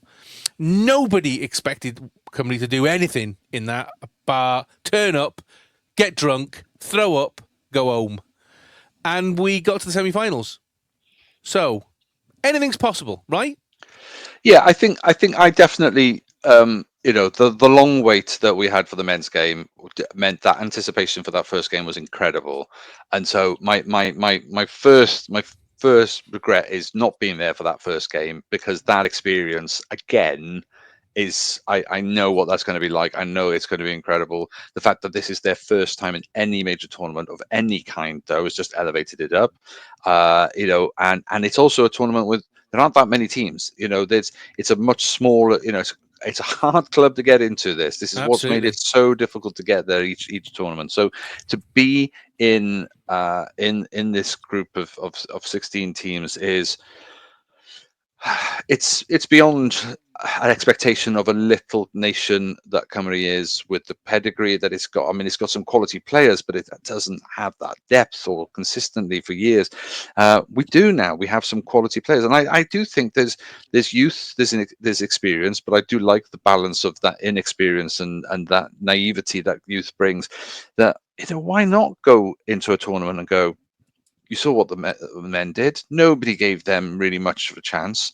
But, and at the risk of being already negative, I think the extremities of being the lowest ranked team, that back in 2016, I don't think we were the lowest ranked, but No. I think Iceland or somebody like that was probably even, Iceland there was still not much expectation, but we weren't this far away from the main playing field. I think this is a bigger gulf. But we've talked about it in recent games, is that this team now has the potential to make it a really difficult game to anybody. I don't think there's any team there that they, apart from maybe the likes of Spain, who have just got a style of play that you can't be. I'm sure Portugal tried to park a bus. I'm sure there was teams that tried to play through them. I'm sure there are teams that that have got sort of other tactics. I just think they're so good. They're just too good. Yeah. But in most cases, like we just played recently Italy, didn't we? And we weren't a million miles away from Italy in the Nations League, and yet they only just beat Belgium 1-0. We've played the likes of Iceland, and we should have beaten them both times, and yet Finland have only just scraped through because there was a red card in that game, so they were down to 10 players. So we know we've got some results against some of the teams here that are pretty much matched for 1-0s, 2-1s. It's not a gulf.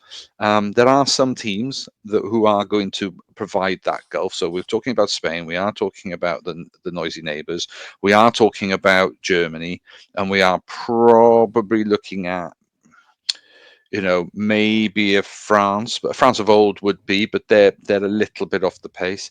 But still there's but you've still got your Denmarks and Swedens and stuff like that. Again, we've had draws against Sweden. We've had some really strong results against, we held Germany to a draw. So we know we can compete on any given day. So I do think that this team has the potential to be hard to beat. Whether or not we've got enough in the tank on at least 2 occasions in this next 10 days to be able to get that win, because I think a draw is a good start, but you're going to need a win to go through it. I don't think 2 draws and a defeat are going to be enough, but I don't know. You never know that the other 3 teams might steal points off each other. Absolutely, yeah, they might. And England have been, England got beat by Switzerland. I mean, they've been very hot and cold. And there are no easy games in our group. No. We are the whipping team. Let's be honest. Compared to England, which I think are ranked 3 or 4. I'd say France 10, Netherlands 11. I know you can't get much from world rankings. But yeah. Surely though, the way they can approach this tournament is very much with a free hit mentality, because like you said, they're the lowest ranked team. They're not expected to win any of the games. Like Dazza said, they've proven that on international football is all about one-off games anyway, and they've proven that they can get some good results. That's not necessarily to say that they haven't had a bit of fortune or whatever along the way. So I think as long as they don't have an overconfident sort of mentality, then there's an element of sort of free hit syndrome to this whole tournament, which might work in their favour.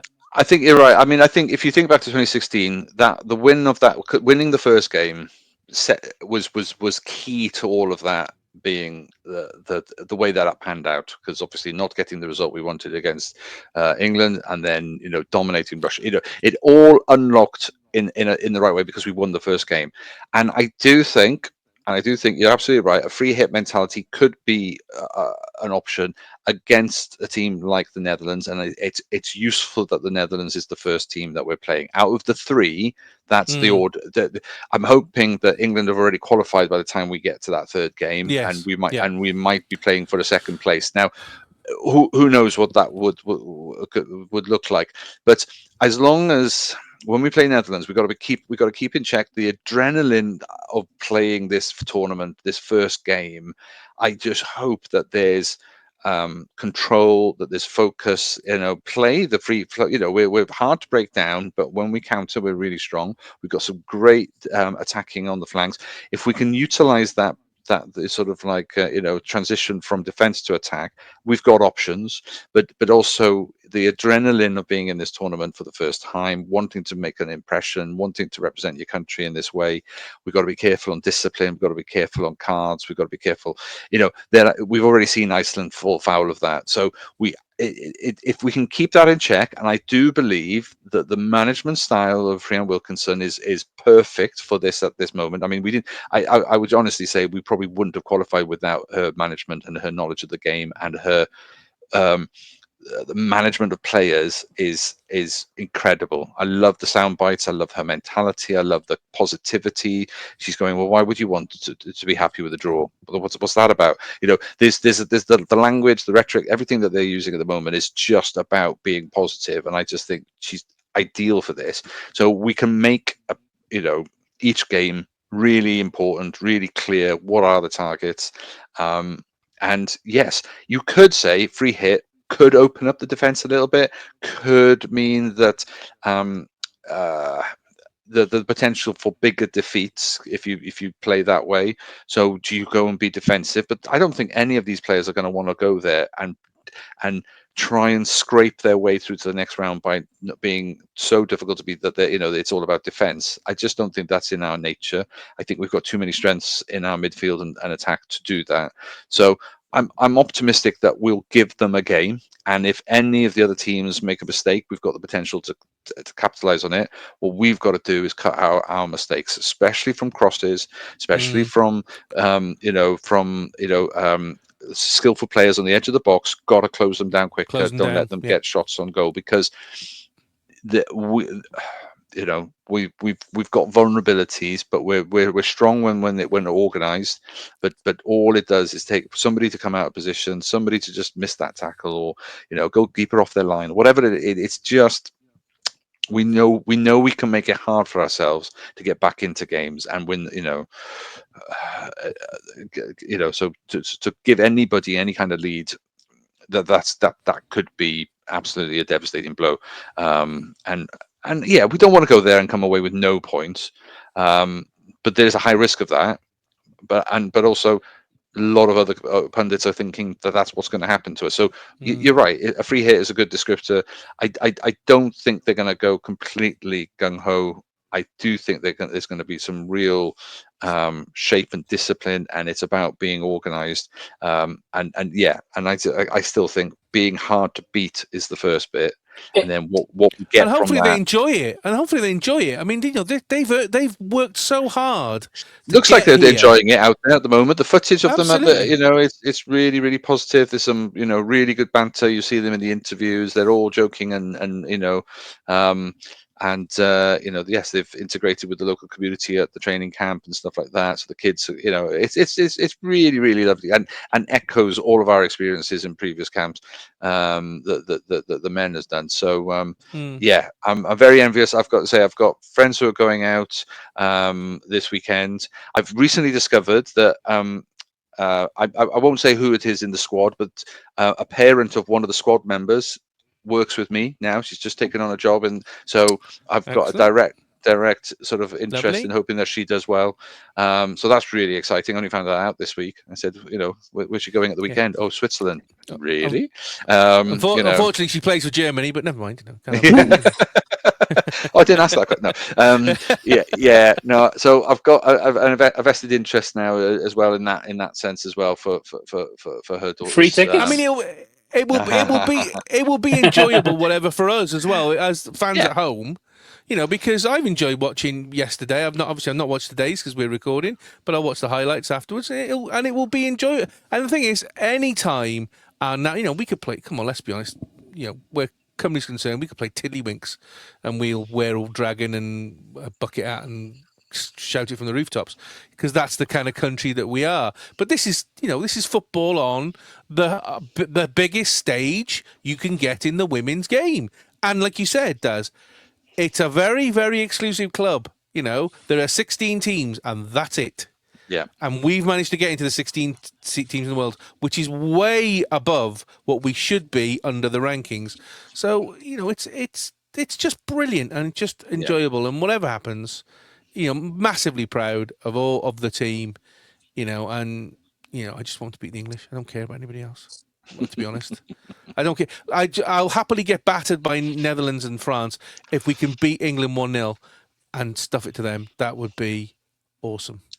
Come and see the Reds with me, and you will swear that you have seen a vision. We don't just know they feel when they beat life and feel. We're off to the second division.